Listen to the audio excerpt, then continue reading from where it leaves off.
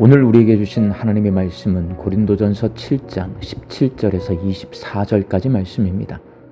오직 주께서 각 사람에게 나눠주신 대로 하나님이 각 사람을 부르신 그대로 행하라. 내가 모든 교회에서 이와 같이 명하노라. 할례자로서 부르심을 받은 자가 있느냐? 무할례자가 되지 말며 무할례자로 부르심을 받은 자가 있느냐? 할례를 받지 말라. 할례 받는 것도 아무것도 아니요 할례 받지 아니하는 것도 아무것도 아니로되 오직 하나님의 계명을 지킬 따름이니라. 각 사람은 부르심을 받은 그 부르심 그대로 지내라. 내가 종으로 있을 때에 부르심을 받았느냐? 염려하지 말라. 그러나 내가 자유롭게 될 수 있거든 그것을 이용하라.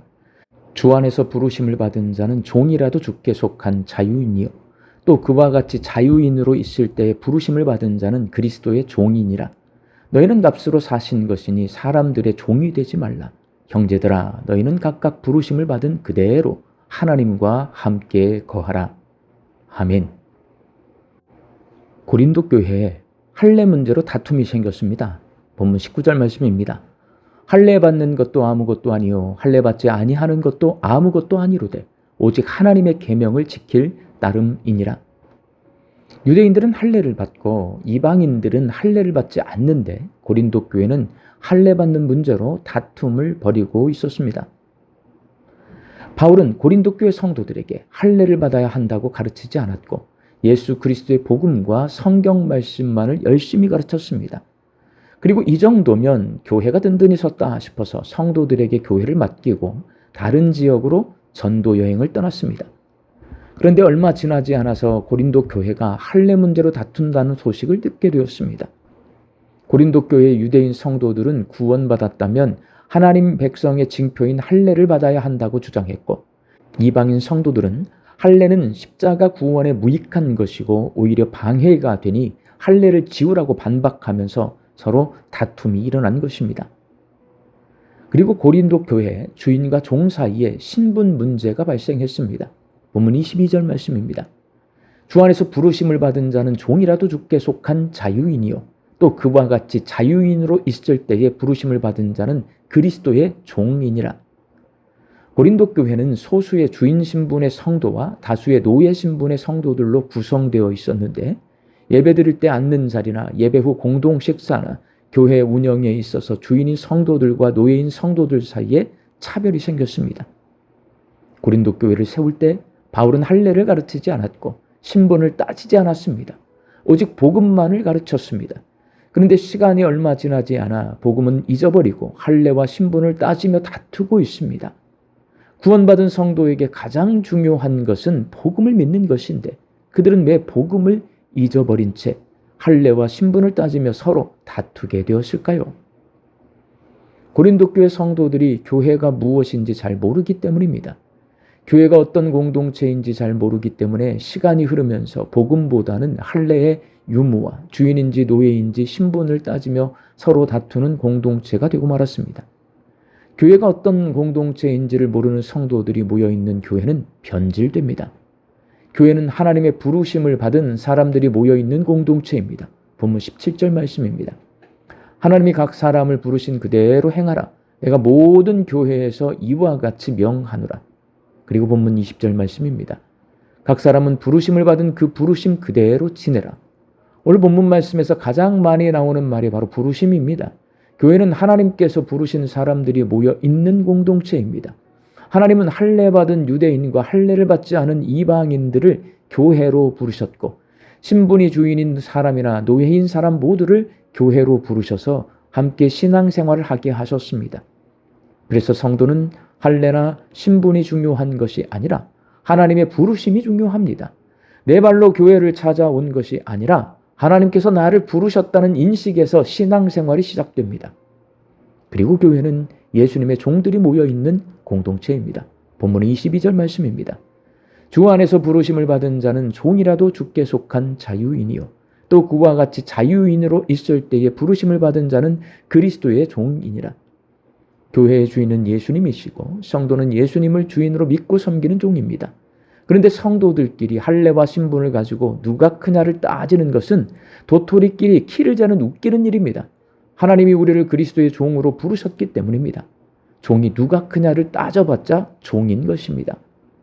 하나님께서 성도들을 그리스도의 종으로 부르신 이유는 자유와 기쁨을 누리게 하시기 위해서입니다. 교회 밖 세상에서 종은 억압과 착취의 대상입니다. 주인이 시키면 어쩔 수 없이 해야 합니다. 안 하면 맞거나 죽기 때문입니다. 그런데 그리스도의 종은 억지로 일하는 종이 아니라 섬기는 사람입니다. 하나님의 은혜가 감사해서 자원해서 섬기고 사명감을 가지고 섬깁니다. 그렇게 섬기는 사람에게 예수님은 섬김의 기쁨을 주십니다. 여기에 교회의 비밀이 있습니다.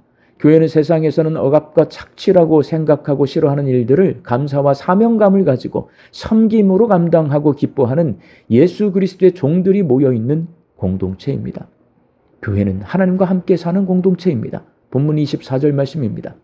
형제들아 너희는 각각 부르심을 받은 그대로 하나님과 함께 거하라. 교회는 사람들이 모여 있지만 하나님과 함께 사는 공동체입니다. 교회는 예수님을 주인으로 믿고 섬기는 성도들이 예수님의 말씀에 순종해서 하나님의 뜻과 계획을 이루며 하나님과 함께 사는 공동체입니다. 그래서 세상의 모든 교회는 세상의 다른 공동체처럼 누가 큰지를 따지며 다투거나 돈이나 권력 욕심을 부리는 모습을 보여주는 공동체가 아니라 묵묵히 낮은 자리에서 섬기고 아픔을 치유하고 죄악이 가득한 세상을 거룩하게 회복시키는 예수 그리스도의 모습을 보여주는 공동체가 되어야 합니다. 사도 바울은 할례와 신분 문제로 서로 다투고 있는 고린도 교회 성도들에게 교회는 할례와 신분이 아무런 문제가 되지 않는 공동체고 하나님께 부름받은 예수 그리스도의 종들이 하나님의 뜻을 이 땅에서 이루는 거룩한 공동체라고 말하고 있습니다.